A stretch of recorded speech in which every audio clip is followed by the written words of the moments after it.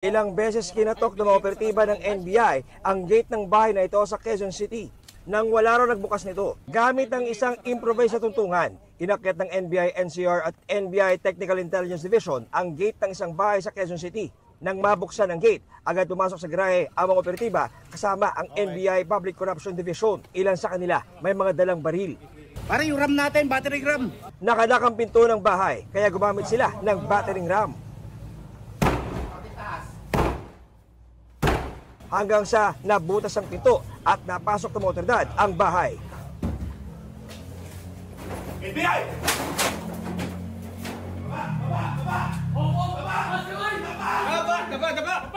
Inabutan sa paanan ng hagdan si DPWH Mimeropa Engineer Dennis Abagong. Ano pangalan mo? Abagong po. Abagong, positive. Siya ang kauna-unahang nahuli na may warrant of arrest mula sa Sandigan Bayan para sa mga kaso malversation of public funds through falsification at 2 counts of graft para sa umano'y substandard na 289 peso road dike project sa Nauhan, Oriental Mindoro. Inaresto rin ang isang lalaki at isang babae na kasama ni Abagon sa bahay. Sabi ng NBI, kakasuhan sila ng obstruction of justice. Sinubukan silang kunan ng pahayag ng GMA Integrated News pero sinabi nilang hindi raw muna sila magsasalita. Nakuha kay Abagon ang kanyang backpack na puno ng damit, gamit, gamot at mga cellphone.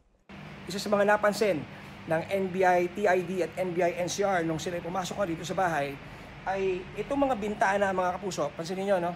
Imbis na bukas, exposed, no, para makapasok ang ilaw, liwanag sa bahay, ay natatakpan na ng mga kalendaryo. No? Kitang-kita natin dito mga kapuso, no? Ito. So marahil ito ay para matakpan yung view, no? Dito sa loob ng bahay at hindi makita yung kanilang galawan at kung sino nasa loob ng bahay. Mga cellphone na na-recover sa kanya ay agaw pansin mga kapuso itong isang, no, brand new na bagong biling SIM card at isang analog na cellphone. No? Ayon sa NBI, maaring itong mga gamit daw na ito ay burner SIM at burner phone na sa pagnanais nitong si Director Abagon or Engineer Abagon na makaiwas sa trace o para hindi matetect bago yung kanyang SIM card at hindi malalaman na siya pala yung may gamit ng number na yun. Kinumpiska ng NBI ang lahat ng kanyang gamit at isa sa ilalim sa forensic investigation.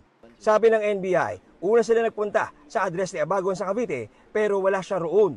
Naaresto ito sa bahay sa Quezon City na ayon mismo kay Abagon ay pagmamay-ari ng isang politiko. Pero tumanggi siya na pangalanan nito. Susubok naman talaga. Yung inabutan ba kayo ng NBI, pasok na kayo? Pasok na kayo? Hindi po yung pagpaparang ano ako, katakas. Hindi gano'n. Wala naman ako kung ginawang masama po. Ginawa ko lang naman po yung trabaho. Can you say, sir, kung kumita ka kayo dito sa mga flood control projects? Yan po ang gusto namin. Kaya yung fair trial. Kasi nagtatrabaho lang naman dito kami.